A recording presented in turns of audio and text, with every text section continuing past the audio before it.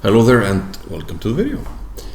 Now we are going to continue our World Cup coverage, and one of the most exciting games. Yesterday was the game between Shankland and Sergey Karjakin, where Shankland shocked the Minister of Defense and beat him with white pieces in very nice fashion. Karjakin made kind of an uncharacteristic positional blunder in that game. You can of course check that game out on my channel if you haven't seen it. So it was up to Karjakin to try to find a way to even the score and force a tiebreak.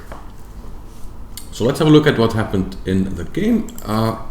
Karjakin opened with pawn to e4, and Shankland employed the French defense. One of my favorite openings, so happy to see the French at such a high level. Now here, Karjakin took a moment, 2 to 3 minutes. Well, we can actually see the time, and he played d3. Yeah, about 2 minutes. And he avoided the main lines with d4.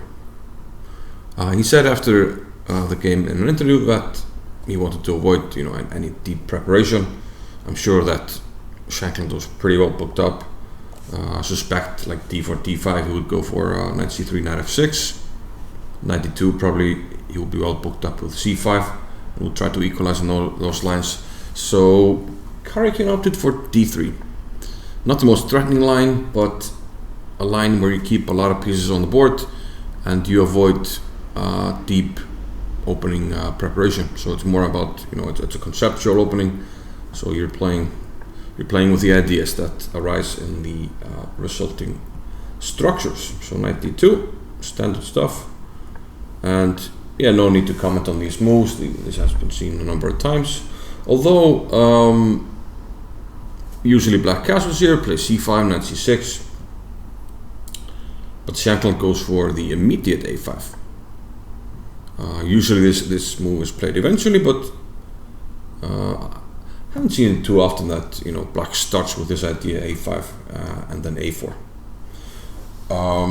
Karjakin opted to stop this pawn in its tracks and play a3, and this has, against the eventual pawn advance of black on the queen side, this has been established as a pretty good idea to put the pawn on a3. One of the ideas that Fischer liked, and of course Bobby Fischer was a great proponent of this King's Indian attack against the French.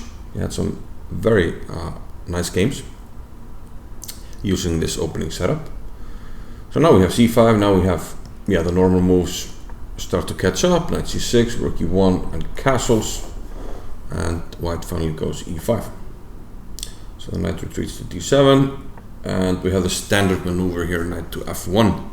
Usually white will go with bishop here, he will play this pawn to h4, often h5, and the knight will enter the game here to g4. And white will try to attack on the king side. So much like in the King's Indian defense, the King's Indian attack, it's king side versus queen side.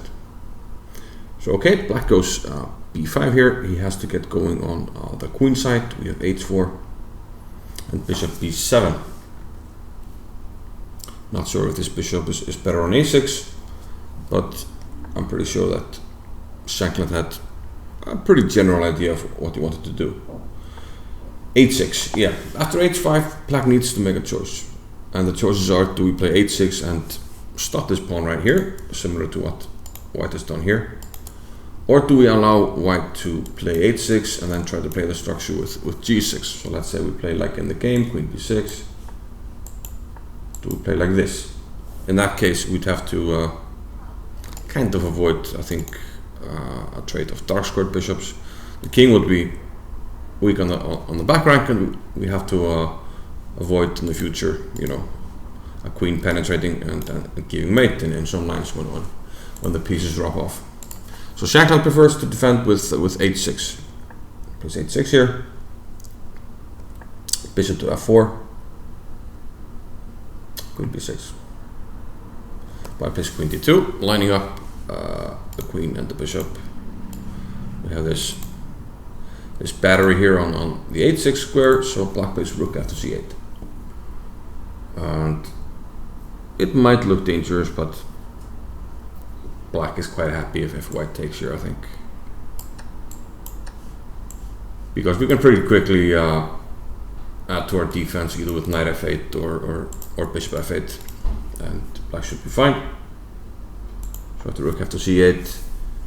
Karjakin opted for g4. He wants to open things up with the g pawn. Queen d8.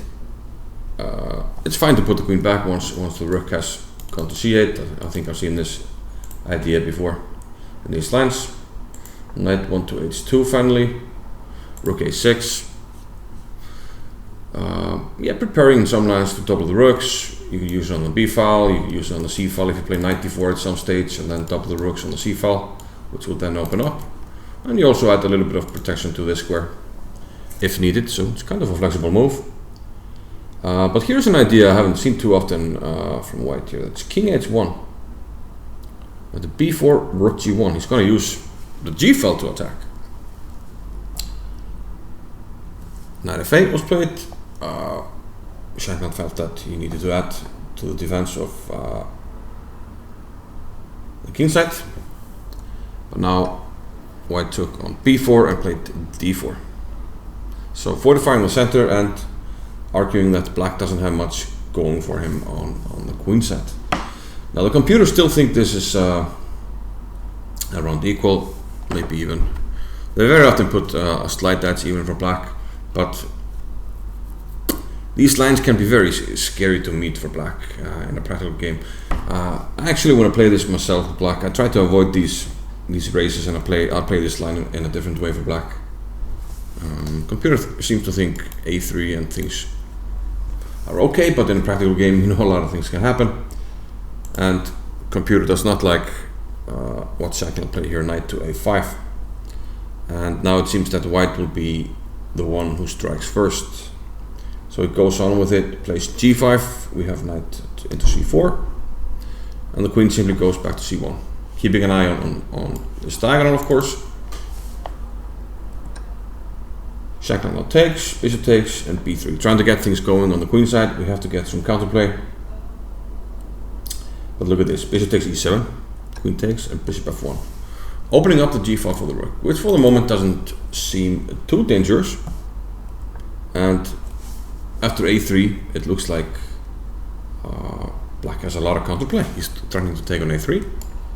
We can't really take on a3 because then the b pawn would arrive on b2.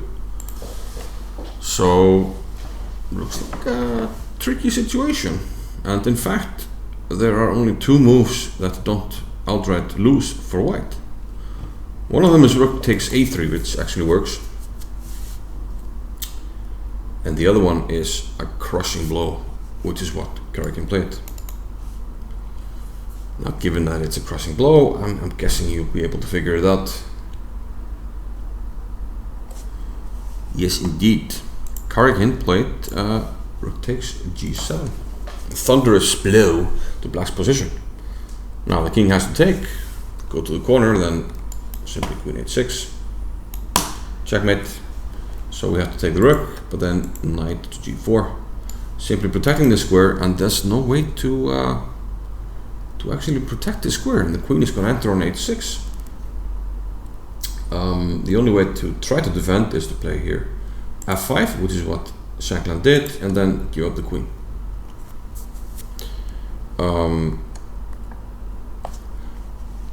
Might add that a move like knight h7 doesn't defend. Queen h6 is a good move. King g8, knight f6, and after black takes, we're not going to take and allow queen f8. We're going to play bishop d3. And now with the rook entering as well, it's game over for the black king.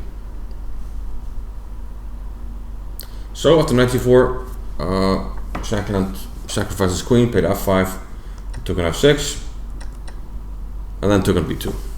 So we're going to get a new queen, but our king is very vulnerable. So we have to hope that we're not mated. Unfortunately, we are.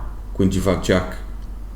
We can't go to the corner, then it's Arabian mate. Although it's a queen instead of the rook, it's the same pattern.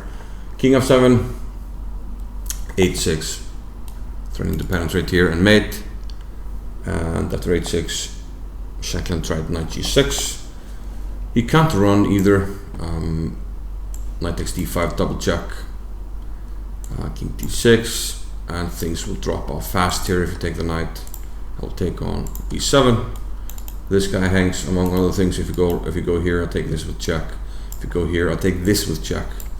And we can see that, you know, the material is starting to drop off. We can't take the bishop because queen takes b3 mate. Yet another triangle mate. We've seen plenty of these queen triangle mates in this tournament. Like I said, it's a good pattern. Do check out the pattern recognition video. I always try to plug at least one pattern recognition video if I can.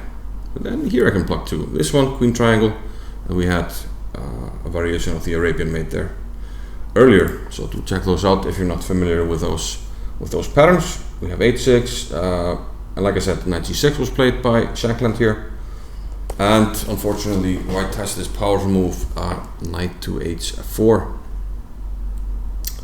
Shankland made the new queen, so at least material-wise it doesn't look too bad, but unfortunately it's just mate, and Shankland gracefully allowed Karjakin to finish this nice attack with a checkmate here on d7, queen d7, checkmate. So we have more excitement. We're gonna have a tiebreak tomorrow. Shankland against Karjakin. Karjakin has to be the favorite in the shorter time controls, but I hope that Sam will be able to put up a good fight, and we'll see what happens. And hopefully see you then. Bye bye.